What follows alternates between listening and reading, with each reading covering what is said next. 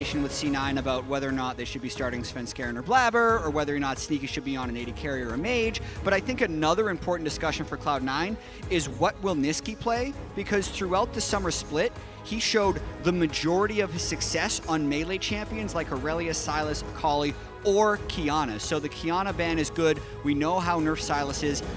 If I'm looking for a C9 victory, I would want to see them try and pick around him on an Aurelia or an Kayle. But for now, it is the Kayle. Could technically go into the hands of Licorice. We've also seen it in the bot lane in a single game in the hands of Teddy.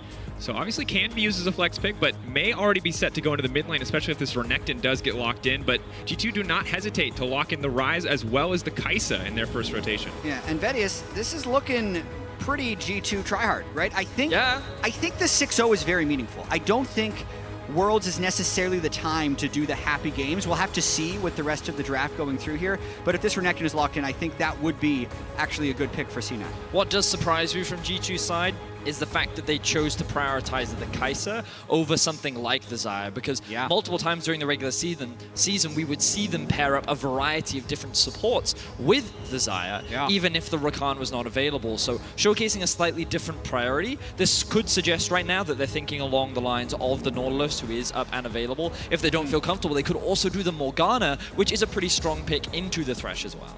And now with the Rek'Sai locked in, interesting to me that Cloud9 did not opt to pick up something like the Xayah. You talk about kind of that identity crisis of them not knowing if they want to play mages or AD carries. And given that that has been, outside of Kaisa, the best-in-class AD carry, I feel like C9 must be looking for a mage bottom, and G2 can just ban that Xayah away and limit some of the top-tier options. Yeah, there's so much flexibility available in this game, knowing that if this game does go to late game, that Cloud9 will have sustained damage thanks to their Kayle lock-in, which can go to either their mid or their top lane. So it's more known what's happening for G2 since Kaisa isn't a flex pick and will definitely be going bot lane. Ooh, the Sivir ban coming out from G2. I know this was something that was pretty popular earlier in the year, maybe even earlier this split, but after the nerfs kind of fell out of contention, still showing that respect over towards Nisqy though. And we talked about melee mid laners that Nisqy has prioritized a lot during the regular season. With the Aurelia being banned away from Cloud9, this is actually more directed towards Wunder in the top lane. This was something that he would often go towards during the regular season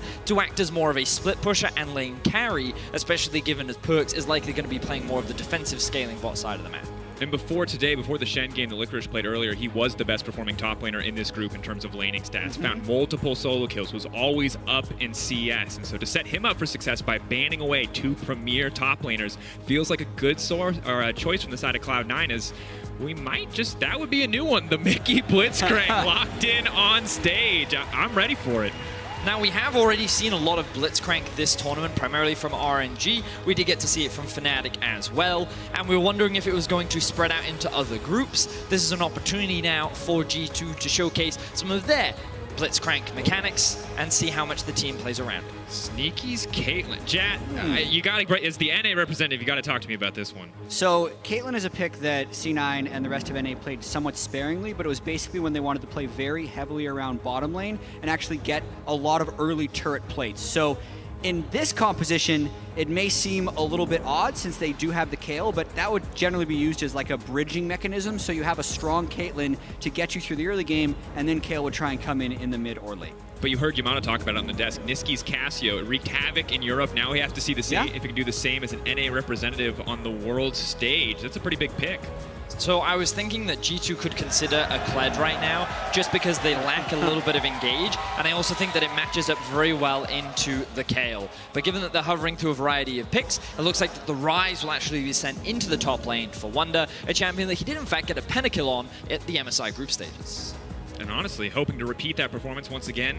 All too crucial for G2 to try to close out cleanly in this group, try to make sure that they will come out as the first seed as we move later in the tournament. Now, something you were talking about, Jatt, was how when they pick the Caitlyn, they often like to try and play through the bot side of the map. And interestingly, this is something we saw a lot from C9 during the finals when they played up against Team Liquid. Svenskeren was actually a lot more active around the bot side of the map when he felt that bot lane discrepancy, like in the form of Double Lift and Core JJ. And he found a lot of successful opportunities, especially when investing a lot in that side of the map. Yeah, and I'm going to be curious to see the start of this game because we know, unfortunately for Cloud9, this will be the first time they haven't advanced to the quarterfinals since the last time Worlds was in Europe in 2015. And sometimes when that happens to teams, the pressure could come off and they can play a little bit more free. We almost saw it with GAM Esports yesterday when they jumped out to that early lead over Splice. G2 is a much more... Berlin and Verdi alive and ready. Cloud9 versus G2. As you mentioned earlier, Jack, Cloud9 sadly already knocked out, but G2 playing for a perfect group, playing to lock in first seed. However, the level 1 going to be crucial here. Cloud9 clearly set up for a G2 play. It's the classic solo queue, level 1 start. Group up in a brush, wait for the Blitzcrank to appear. G2 not going to overcommit into the enemy jungle. Or are they? Really trying to hype up the drama. How much mana will Mickey burn before he gets to lane, throwing hooks into random bushes? Will C9 be spotted in there? The answer is no. Looks like nothing's going to be happening at the level 1 mark. What's really interesting to me is I have very little experience with a Kaisa and a Blitzcrank lane. Because typically, when you pair something up with a Blitzcrank, you kind of want it to have an element of lane dominance. Things like Draven, things like Caitlyn pair up with it very well as well, and even Xayah to a lesser degree. But I feel like Kaisa is not a champion that if you land a hook, you necessarily are going to find that kill or pick on. Yeah, I mean, that's the whole just dilemma of picking Blitzcrank in pro. Landing successful blitz hooks often has reduced chances if the other team has strong vision control or if they're extremely good players, and it's very hard to actually find the angles at the pro level to land several successful hooks. And on top of that, if the other team has lane priority, you can't hook past a minion, right? So you have to find really interesting ways to try and weave around it. I think it will be difficult for Mickey to land hooks, and all the more impressive if he ends up having a great game. And when you compare it to Zeyzal's Thresh on the opposite side, just higher risk, higher reward on the side of the Blitzcrank. Thresh also very focused on the hooks, but has the Lantern, has the Flay, has more defensive utility, whereas Blitz is, he doesn't land that hook, he's just trying to walk at you. Yeah, I will say when we saw this from RNG, it was also into a Thresh, and that's a spot where I think the matchup can be very good for Blitzcrank. Blitzcrank has a quarter-second cast time on his hook. The Thresh hook is a half-second cast time, so as soon as Zeyzal starts winding up, Mickey can just hook Zeyzal, right? If he can see the Blitz, then Blitz can see him, and Blitz will actually get the hook on him. So that's another reason you might see the Blitz that early. It's like a real-life cowboy draw, you know? Who gets the draw first, who's able to find that first shot will be very important in that matchup. Speaking of matchups, we've got to keep track of the junglers. Both of them have path up towards the top side. Jankos and Svenskeren both level 3. Kick gonna come in. Jankos now trying to find the knockup. He's there. Wunder going to be able to follow up here. Prune Prison does manage to connect. Svenskeren now has to run. He just leaps forward. That's the ferocious bite. First blood, and now Licorice is in trouble. Nisqy now coming up. The heal is there. They're trying to chase this one down. They've set their eyes on Jankos, but that means Licorice is going to go down. This is a disaster. C9 getting cut down on the top side of the map. So I'm also going to be really interested to see Cloud9 against HKA. That's just such a bad start for C9. Literally 3 deaths in a 2v3 in the top river, 3.5 minutes against G2. Total disaster. And the thing is for Cloud9 is they want to try and play around their bot side of the map. This is where they have the Caitlyn and the Thresh. And you can understand Svenskeren wants to try and cover for the Kayle. He can see that Jankos may look for an early gank up towards the top side, but they just overcommit. Kayle at level 2 does nothing.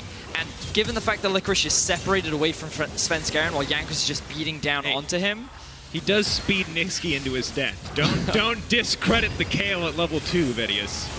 The level 3 double buff Rek'Sai, super strong. Also fortuitous for G2 that 2 kills go over to the Ryze, now tier completed. And that's the second game today where Svenskeren has died contesting that top Scuttle Crab when they have the weaker top lane 2v2. So the same mistake beats C9 twice here. It has to be so frustrating for him, especially you're going up against Hail of Blades Rek'Sai as well, so so much burst damage. And you think back, this is a dream start for G2 because we compare it to the last time they played up against C9. So hold that thought. Svenskeren will dash out, forced to use the control ward. This was not a great start to the game for G2 last time around. They got that kill on the bottom side of the map. He's going to kill him again. Well, he's a flashless kill. Licorice walking away. What can he dodge? The creep wave is there. Yeah, that's it. Yeah. So the thing with the flux bounces now is they're just going to bounce. Yeah, so if you're close to the minions, Wunder knew what to do right there to secure that kill. Ryze has been made much simpler in terms of his mechanics, and a Kayle without flash, unfortunately, ends up losing his life. Jankos now using this freedom. Going in, level 4 to level 3. This might comes out from Svenskeren. He's just waiting on the bite. Jankos going to walk away, focus on the camp instead. Gentlemen, I was going to make a point, I forgot what it was, and I don't know if it matters anymore, to be completely honest. This game has been blown wide open. This is a 2K gold lead at 5 minutes in, and G2, I think, expected to be a dominant force in the World Championship. But after the last game, I think I gave maybe C9 too much credit coming into this game. They're getting ripped apart. I think just the type of play that happened in the top river, bad early game plays can have various levels of consequence. When you give the Hail of Blades, Rek'Sai, and the top lane Ryze that much advantage into an already disadvantaged top lane matchup, the rest of the map can just collapse around it. And then you add that to the fact that Jankos is an incredibly smart jungler. He's going to do everything he can to accelerate the game and keep that advantage up. Yeah, I think you hit the nail on the head, Jatt. It's one of those situations where we've seen even multiple times against G2 where they fall to an early deficit but then bounce back. When you give this team an early lead, they are one of the best, if not the best, in Europe at ballooning those gold leads, especially between the 10 and 15-minute mark. And with C9 already at this disadvantage, they're going to have to make some pretty miraculous plays in order to reclaim some of this gold deficit. Svenskeren waiting in the brush. Perfect ward. PerkZ is going to spot that one out. Now Licorice has to run for the hills. The speed buff starts to fall away, and Jankos just gets to walk forward. Licorice so weak at this stage of the game. Caps can fish for the scout of the week here. Can look to get something more. The knockup, will it be in time? The last one, he's just chasing him. Says, where are you going to go? I'm going to chase right after you. The knockup's there. The scout of the week follow-up's going to come out. Licorice now in trouble. Ferocious bite. Doesn't need it. Caps grabs another kill. Yeah, just a disaster game for Licorice. And we also got to keep in mind that top lane play put both solo lanes at a large disadvantage. So I definitely don't think Licorice should have been there to get that ward, knowing Caps is going to have mid lane priority. If anyone goes to check him, he's going to die. So this game was already worse. Now it's just worser for C9. Worser, I like that. The good news is Nisqy is doing fine on the bottom side. He's playing against a first-time Blitzcrank. This is the most you can ask for, 59 to 47. And I feel like that's the lane that Cloud9 need to get something done. You said it in draft, and now it's amplified by the early game. Licorice might die again. Said bot lane, buddy. He's going to get hit up. He's going to get taken out. He's dead again, folks. That's it. 6-0, G2 dominating. Well, maybe this is the moment, though. Mykix, first-time Blitzcrank, might go with his first death on the champion as well. Svenskeren going to walk forward and take him out. No chance to outplay that one. Nisqy going to get it with the last auto. So you may kill Cloud9 6 times before 10 minutes, but you will not perfect game this team. They've successfully found a kill down towards the bot side of the map, and at least it's something back. But with a 3K goal deficit already at 8 minutes, they're going to have to keep finding these picks to claw their way back into the game. Yeah, definitely a very disappointing open for C9, but they'll want to try and play around bot side as much as possible. Svenskeren, level 5, has the 3v2 because they had just seen Rek'Sai top lane, so this was the correct play for C9 to make at the time, and then they're also able to secure the kill onto their carry. Yeah, the wave was actually in a fantastic spot for C9 there as well. They could have zoned PerkZ away from a lot of farm, and you can see the discrepancy starting to be built between the two bot laners. That looks fancy. Does not able to land the Hex Flash hook there from Mykix. Svenskeren walking down. He has been spotted on the ward, but the hook does manage to connect. Zeyzal going to step forward. They're not going to flash out to safety. Svenskeren not going to fish for the kill here. Nisqy already roaming down. Cloud9 have clearly figured out. They're focusing bottom lane, but haven't got much else yet. 3 tower plates in favor of Nisqy. So this is what we wanted to see from Cloud9 earlier into the game, where Nisqy and Zeyzal, when you do invest resources into them, can be that powerhouse, but now the gold on G2 has made its way bot lane. Jankos flash out, not going to find the knockup. Caps here. It's all about the hook from Mykix. Is not going to connect. C9 are going to be able to make it out of that one. Yeah, and this is the tricky decision point for C9 since their top lane is so ridiculously far behind. On one hand, you don't want to leave Licorice to just get killed over and over, but on the other hand, you need to try and find an advantage somewhere. So I think that's what Svenskeren has kind of opted to do. Yeah. Play around bot as much as he possibly can and just really just say good luck in League of Legends, Licorice, because that's what he's going to have to deal with this game. That is a completed Seraphs versus a dagger. That's not fun. Well, it's still the Archangel stat. The Archangel stat. My apologies. You're right. Yeah, my apologies. Yes, the silver lining. There you go, Jatt. Always the positive side. Glass is half full, eh, Jatt? All right, so that's something. And once again, it's brutal. I think at this point we're waiting to see. G2 are kind of the ones that need to up the pace of the game, continue to extend their lead, and it's just a matter of seeing what Cloud9 can do to match them. Boots 2 coming in very early for Licorice on the top side. Caps not wanting to walk to the Petrifying Gaze, not going to go all in on that combo against Nisqy. Yeah, and Caps has also been dominant throughout pretty much this whole group stage, actually. I mentioned earlier on the desk, he has the highest KDA of group stage players, which is definitely not what you would expect after watching Summer Split Caps. And Nisqy trying to make a play. Big petrifying gaze. Jankos kick back. Shut down coming in. That's going to be key. Taking a bit of gold away. Hook not going to connect. Wunder now walking down, but he's walking down to the entire team. That's not what they want. G2. Bit of a happy moment and a clean play from C9 to get those 2 kills. There we go.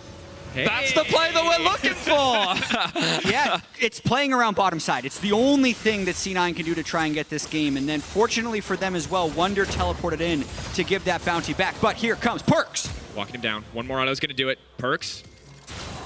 Backing away. Nisqy's going to be in trouble in the mid lane. Caps trying to go all in. The barrier's there. Nisqy now running for his life. The auto is going to get him in the end. Caps finds the kill. Big play for Caps as C9 The continues hook to try comes something in. bot. PerkZ starting to layer down the damage. It's good. The Kayle's there to mitigate the follow-up. The Rek'Sai goes in and comes right back out. It might not be enough, though. Jankos is going to be able to find 1 kill. Tunnels his way right back out. Oh, and now C9 has to bail. Nice little flash safeguard over, but G2 continues to extend their lead. So after C9 find a pretty successful fight in their half of the map, they unfortunately tried to overcommit some of their aggression, and then immediately lose a bunch of kills all across the board, with Caps finding a solo kill, G2 finding another pick on the bot side. They'll then convert this into the first Drake of the game. And the largest lead at 10 minutes so far in Worlds 2019. Huge, huge game. For G2 or in all of Worlds? I've been told all of Worlds. Wow, because we've seen some really one-sided games in terms of FPX versus J-Team. And honestly, just so far so good. But I think for G2, they do need to clean it up a little bit because these shutdowns coming in can start to help Cloud9 get back into the game. We're talking about G2, Drakos. They don't clean it up at all. How they succeed is by thriving in the chaos. They find terrible fights and somehow make it work. And while it often isn't great League of Legends, it's definitely entertaining. It is absolutely entertaining. It's also nerve-wracking. I feel like if you're a European fan who's not 100% convinced, every game is anxiety-inducing. Yeah. You're like, is this the one where they throw it all away on a random play? Is this the one where the hook connects? Nope. He's first timing, audience. Like, give him a break. Wunder's rather strong. Just a tad. Just a little bit. Oh, the Hex Flash hook. This is going to be the one. Goes in. Jukes. No. Well, he can keep doing this. Yeah. I'm surprised he's not going back for another one. To be fair, this is the ideal situation for a Blitzcrank. You've got vision in the river. You've got control across your lanes. You can walk to any lane and throw blind hooks at no cost. So the irony is, he's focusing the target that has no boots, yet he still can't land the hook. And I don't know why, but I just find that so If there's funny. anything we learned from yesterday, it's you don't mess with snakes, dude. Yeah, I mean, that's true. That's very true. Well, regardless, G2 going to convert I their think he's trying again. He's in the spot. He is. Yeah. Riptail is also going down. This is still, of course, Worlds. A serious, very, very serious game of League of Legends. 5K advantage. Wunder. Can he land it? Ooh. Sneaky sending him a warning shot saying, back off, buddy. No one kills my top laner 5 times in a row. G2 has all the people there, so looking like they want to reset, though, instead of trying a fight, even though they have a 5,000 gold advantage, 13.5 minutes. This is the most Hex Flashes in a single game I've seen from a support player. All right, Cloud9, though, setting up on the bottom side. Sneaky's there, slowly but surely pushing in here. Tower plate's going to fall away in a moment, so maybe they can break this one down. But G2 are going to be able to drop the Herald before plates fall. Looks like get the charge off as well, so even more gold into their pocket, a 5K gold lead. Not enough for them. Next flash. A little bit more. Come on, Mickey. I want to see another one. Who's he waiting for? Anyone. He doesn't know. I mean, that's true. So far, his hit rate with the hooks, incredibly low. He hit that one and when he got ganked and died. He hit that one at melee range against Svenskeren. That's the one I've seen so far. Here we go. So, Infernal Drake is going to be spawning in about 2 minutes. Cloud9 is not really in a position to contest, especially given, like, I was looking at Sneaky and I was like, he's going to be the bright spark, but he's yet to complete his first item, and considering we're only 14.5 minutes in, maybe if they can find a pick in the setup, that'll be their best opportunity. They do see Wunder doing the blue. Hook is going to land onto Wunder. Mickey's coming in as well, but maybe they can just burst him down. They kicked him back. Wunder trying to realm more bout. Can't get away from Sneaky, but Svenskeren will grab the kill. So those are the kind of picks that we're looking for. You attack in the setup rather than at the actual objective, because you know you're not going to win in the 5v5, so why take the gamble? Instead, just try and attack the enemy members when they're looking for this vision, looking to try and get these wards, and for Cloud9, that has proved to be a pick. Caps. Licorice can hit level 11 as well. He'll start potentially becoming a little bit more relevant. It's about stopping G2 from snowballing as much as possible, which, considering it was, what, like 3,000 gold 10 minutes ago? Oh, here we go. Nisqy's in trouble. The minions block the hook, though. They're not going to go for anything else. We'll back off, grabbing the tier 2 tower as well, continuing to maintain about a 5k advantage, despite the pick off to Wunder on the bottom side. PerkZ now rotating to the mid lane, grabbing as many jungle camps as he can. Here he comes. It's coming. X flash. Nisqy, the hook, the flash. Okay. That one we can give. I think he was going to hit that one. That's fine. Yeah. He's at least 3% hook accuracy. Probably 10. I'll check after the game. We have the technology. We do have the technology. Well, not for accuracy. Like we can watch and like skip through the VOD. That's the Some poor intern is like, here, Jatt needs to know how many hooks he hit. I can do it later. I mean, my favorite one, we had the Nocturne stat as well, where Levi used 23 Nocturne ultimates in a game. So, like, we have those numbers, Drakos. We know how many hooks he threw. We'd have to check the ones that land. Yes. Fair. But I'm pretty confident it's 0 right now from the side of Mickey. I thought we were counting the one he had to flash away from. It's too much U bias. Can't give it to him. All right, well, G2 are setting up on the play, but it feels like Cloud9 are here. Hook! That's what you were talking about, the cast time. It doesn't add up. The Kayle has kept him alive, though. Mickey now has to run for the hill. Svenskeren now going in the kickback into the midst of the team. A clean kick flash. Wunder now tries to escape the Sonic Wave. Svenskeren on a rampage coming in. Elder Dragon, or rather Infernal Dragon, has now been procced. Jankos has to run for the hills, healing up as much as he can. Goes under and will come right back out, but it is not enough. Cloud9 still able to try to come out on top in this fight. Caps on the backside, but G2 are split. PerkZ has taken out Licorice. Mickey now looking for the class, and PerkZ is taken down too. That's so many shutdowns for Cloud9. G2 overconfident in the play. Caps still has ult, but C9 would look to try and clean this up. He needs to make it out of this one. Pulls back, Lanterns there as well. Nisqy gonna go back to mid lane. Everything. Flat. There we go.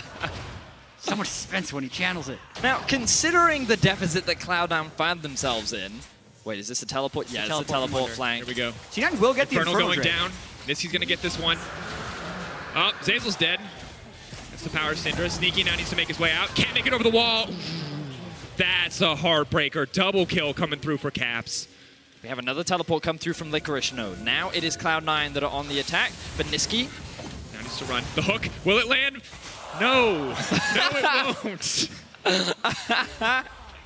The game is definitely getting a little bit loose, and some of that is from C9 still finding ways to get kills. So actually just a good bait there by Zeyzal, knowing he has Kayle to ult him once the GP kicks him in, and then Svenskeren gets a very good kick onto Wunder and waits until afterwards. If this game had been closer, C9 potentially would have felt better about it, but it's so hard to just judge the overall state of the game knowing how far G2 still is ahead. I mean, they denied an Infernal. As you said, Drakos, they got a bunch of shutdowns. And considering the state of the game, this is a fantastic play for C9. And it at least keeps them more relevant in the game. And so I think that if C9 can keep finding these fights and keep punishing G2 for honestly their over-aggression, and the irony is the one hook that Mickey does land is actually the downfall of G2. So if anything, they need him to keep missing hooks. Otherwise, he's going to keep putting G2 in these situations. That's a narrative. I can get behind that one. Mickey has to miss all his hooks for G2 to win the game. Okay. I think during the summer split, as Licorice is now in trouble. Collapsed on. Has to walk away. Mickey, the target has been locked down, but it does count. Mickey will land the hook. Licorice will go right back to the fountain. And that was a play Caps was involved in. He's the only deathless player on G2. And I think during the summer split, Jankos was the one who seemed to go serious mode in a lot of their games. Yep. They'd be putting him on the Sejuani. He'd play tank duty. He'd keep everything going when everyone else was doing some of the crazy stuff. I actually feel like that's what Caps has been so far in the group stage, whether it's picking the Orianna and controlling the lane, picking Ryze in their chaotic early game against Hong Kong Attitude and having 11 CS per minute to later carry the game. And again, he's kind of doing it here. There was a bunch of roaming up top lane and Caps just stayed in his lane, got a big CS advantage, and now he's just throwing it around the map. I mean, the thing about Caps is, and something we talked a lot about in our top 20 list, Jatt, was how he's a player that internationally often doesn't really outshine a lot of the other star mid laners that exist in the world.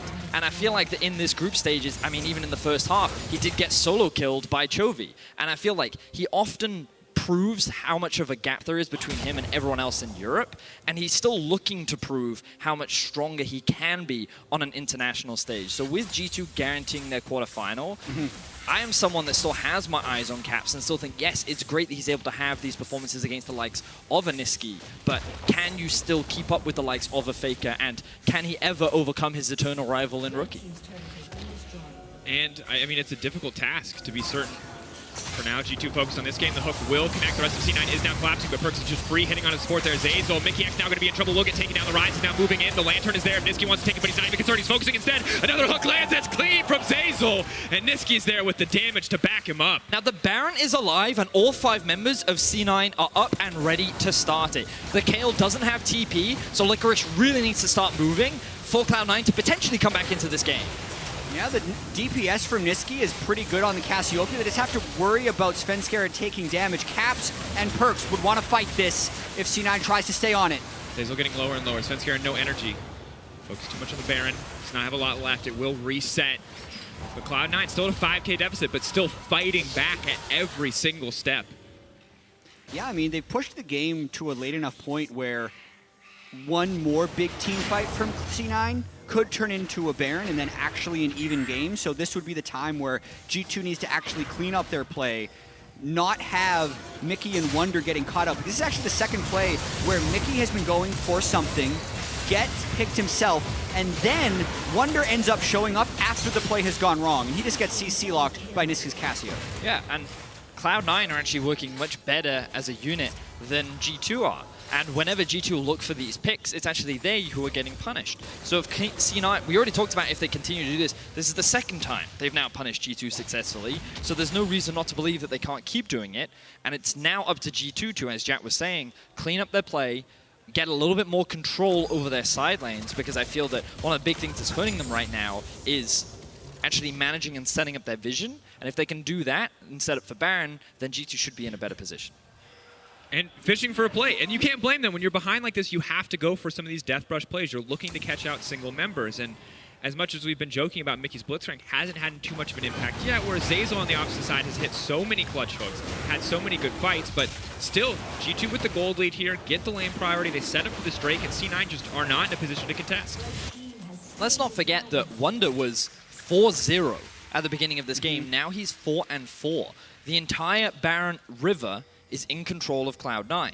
And even though there is a 5K gold difference between these two teams, this gold gap doesn't feel as strong as it did earlier into the game, as C9 were baiting a bit of a Baron out. I did very much like how they put Zeyzal into the pit to clear out the control ward and put 2 people hiding behind the walls, believing that he was the tastiest of baits to potentially force G2 into trying to fight another bad play. It's a game of psychology now, Daniel Drakos. But it's tough when Caps is able to freely walk down mid lane and press into your inhibitor tower.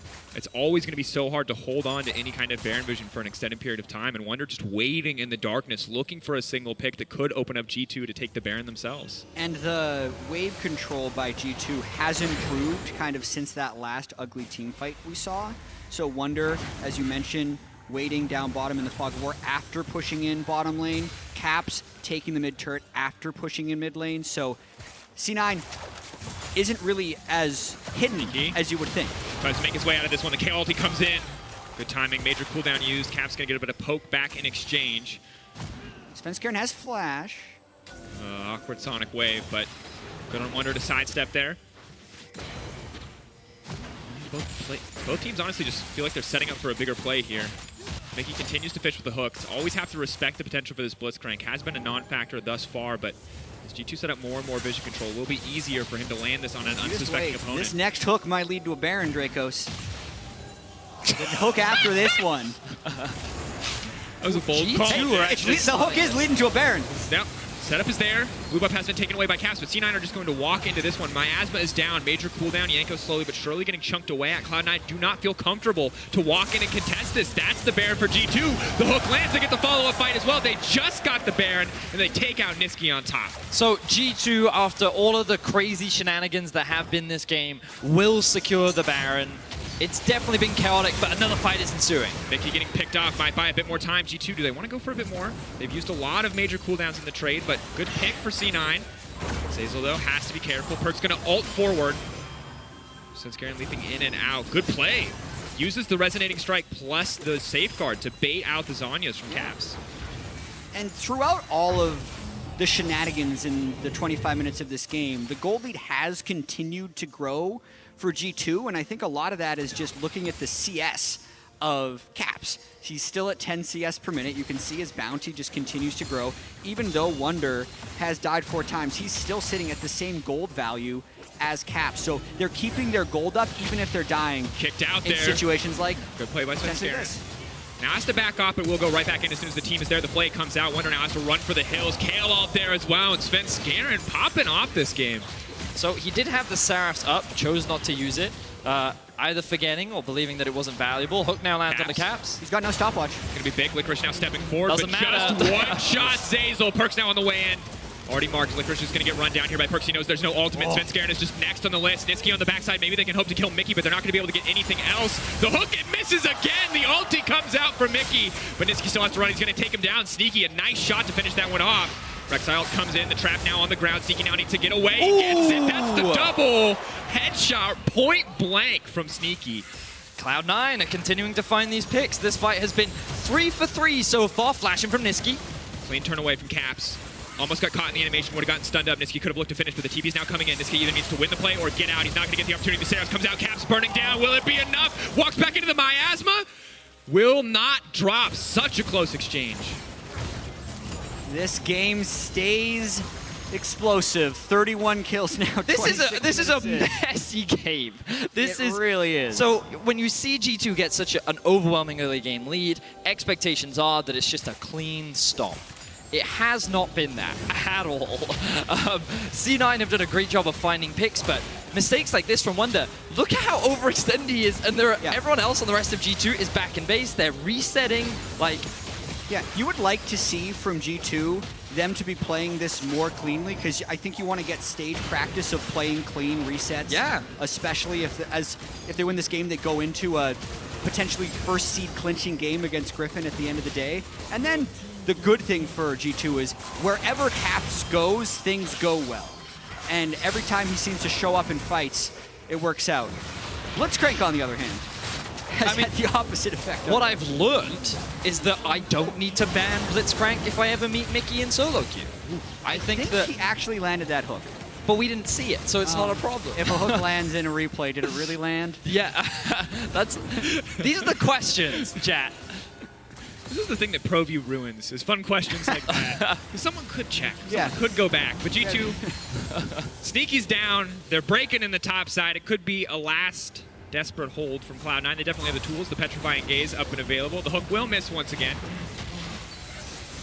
Now they just need to hold on to these inhibitors for as long as possible, but so difficult when Caps can just threaten. Zeyzal continues to look for these hooks, look for these opportunities. Licorice now stepping forward to clear the way, but that's the mid lane tower broken, and that's the hook onto Nisqy. That's huge. G2 now it's going to be able to walk in and grab at least 2 inhibitors. You miss all the hooks you don't take, says Mykix, as he's actually able to hook Nisqy in, and now they have 2 inhibitors down, working soon on the 3rd. PerkZ left out of the Realm Warp, has to be wondering if it's personal. Something he said, something he did. Hex Blast from Mykix, 1 more! Never mind.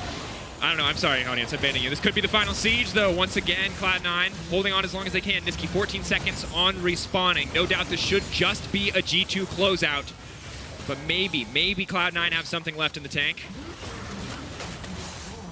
Now would need to have a big fight. That's a very big Syndra.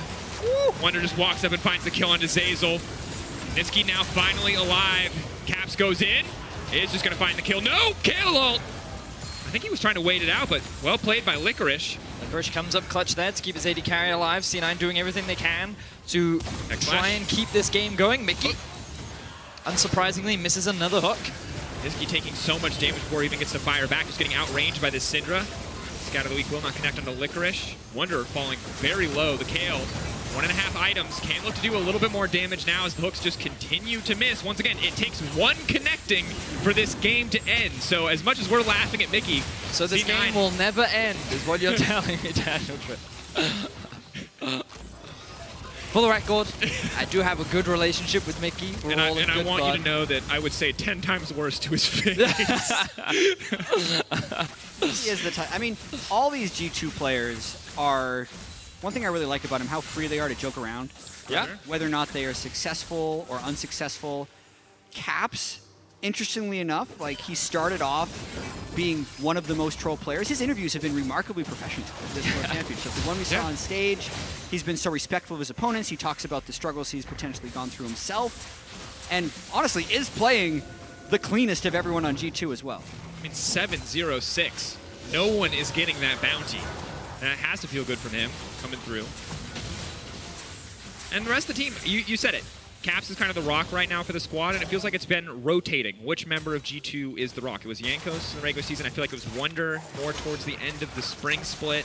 In summer, it was Wunder and actually Caps who were struggling, whereas it felt like PerkZ and to a certain degree Jankos had to pick up the weight. So, I mean, the fascinating thing about this team is that when we think to last year's Worlds, when it was, of course, a different bot lane with Hyanon and Wedid, and the G2 that wasn't really expected to do anything. It was PerkZ and Wunder that really came into their own and showcased what they're capable of on an international stage when they play at their peak. And Caps didn't have the best tournament last year. Don't have time for this as Mickey looking for another got some time. Yeah, you're right.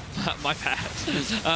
But the important thing is what a lot of G2, when all 5 members play at their peak, that is when we really get to see the full power. But very rarely do we ever actually get to see it. We're definitely and he lands it. Sneaky. The Kayle ult says no. It's going to take 2 hooks. Svenskeren now going in the redemption. I think it's going to be too little too late. G2 now looking at trying to clean up. PerkZ flashes in, trying to look for some fancy outplays. Zeyzal might just get cut down now. Licorice is next on the list, but PerkZ needs to get out of there. He's stealthed up, but no. Nisqy will grab the kill in the end. Wunder more bringing to the backside, and that's going to do it. G2 from start to finish, absolute dominance. Cloud9 were able to fight back, but G2 held onto the lead. They'll close out the game, and they look for that match versus Griffin at the end of the day. C9 unable to play spoiler as G2 rolls on. They move to 5-0 and are now 1 game away from having the first 6-0 in group stage ever for a European team. Could be a huge accomplishment for this squad. And a lot of good moments, I feel like, for Cloud9 in that game, and it's unfortunate that the early game was so rough because the mid game was, they were going blow for blow. They just fell so far behind early on. Just beyond disaster with that level 2 or 3 in the river. A 2v3, 3 kills going over as the 3. Summoners burned while Caps is able to free farm in the mid lane, and you can't give that type of advantage to G2 or Caps. So even though Cloud9 was able to scrape 15 kills back in the rest of the game, it was never really in question.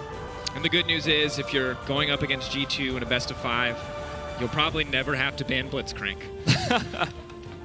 I mean, that's true.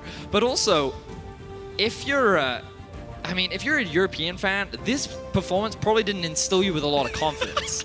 Like, Caps did look great, and the early game, at least the level 3 looked good, but all in all, that was a very messy game from G2, and you look at the form that we've seen from Griffin throughout the day, and it's just like, you're not as confident in G2 as you were. Week 1 to week 2, as we've now seen both these teams play twice, like Griffin showed really marked improvement. Yeah. They're looking a lot sharper than they did in week 1, but we also know G2 beat them in that first game, so I'm just really excited for game 6. And to see if this is G2, more relaxed, less worried, or if this is full strength G2 that is this crazy, that is giving up these many kills on a side lane. But here's the State Farm analyst desk to tell you all about that G2 win.